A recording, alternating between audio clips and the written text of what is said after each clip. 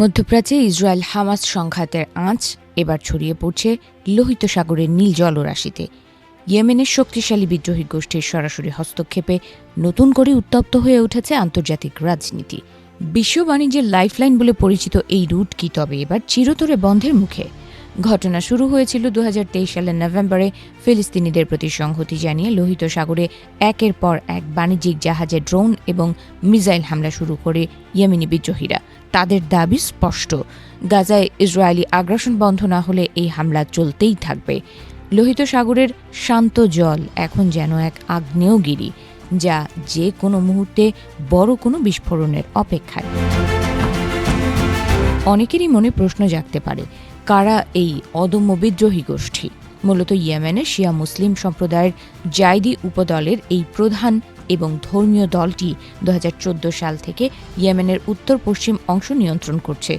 আন্তর্জাতিকভাবে স্বীকৃত সরকারকে হঠিয়ে রাজধানী সানা দখল করে নেওয়ার পর থেকেই তারা মধ্যপ্রাচ্যের ভূ রাজনীতিতে এক বড় শক্তি হয়ে দাঁড়িয়েছে। ইয়েমেনিদের এই রণংদেহী মূর্তিতে থমকে গেছে বিশ্ব বাণিজ্য। একের পর এক ড্রোন, মিসাইল, এমনকি হেলিকপ্টার দিয়ে জাহাজে কমান্ডো স্টাইলে হামলার কারণে আতঙ্কিত শিপিং কোম্পানিগুলো।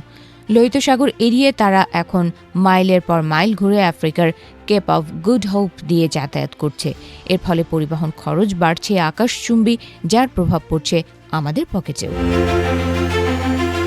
বিপদ যখন আসে সব দিক দিয়েই আসে। একদিকে লোহিত সাগরে ইয়েমেনি বিদ্রোহীদের দাপট, অন্যদিকে ইরান কার্যত বন্ধ করে দিয়েছে হরমুজ প্রণালী।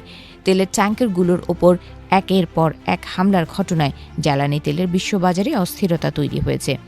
G7 রাষ্ট্রগুলো সাফ জানিয়ে দিয়েছে, বেসামরিক মানুষের ওপর হামলা বন্ধ করতেই হবে এবং এই নৌপথের নিরাপত্তা নিশ্চিত করা তাদের প্রধান অগ্রাধিকার। 2024 সালের জানুয়ারিতে ইয়েমেনি বিদ্রোহীরা যখন সরাসরি ব্রিটিশ ও মার্কিন রণতরীতে আঘাত হানে, তখন আর চুপ করে থাকেনি পশ্চিমারা। যুক্তরাষ্ট্র এবং যুক্তরাজ্য যৌথভাবে ইয়েমেনের ভেতরে হুথি ঘাঁটিগুলোতে মুহুর্মুহু বিমান হামলা চালায়।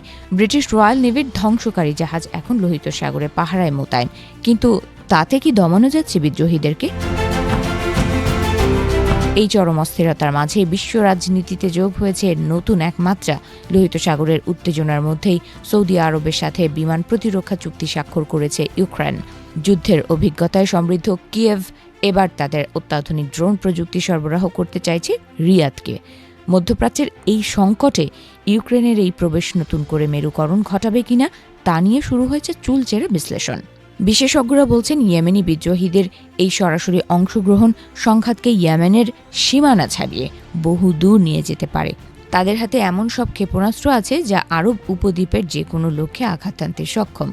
ফলে স্থানীয় একটি বিদ্রোহ এখন রূপ নিতে চলেছে এক আঞ্চলিক মহাযুদ্ধে, যার আঁচ থেকে রক্ষা পাওয়া কঠিন হবে বিশ্বের যে কোনো দেশের পক্ষেই।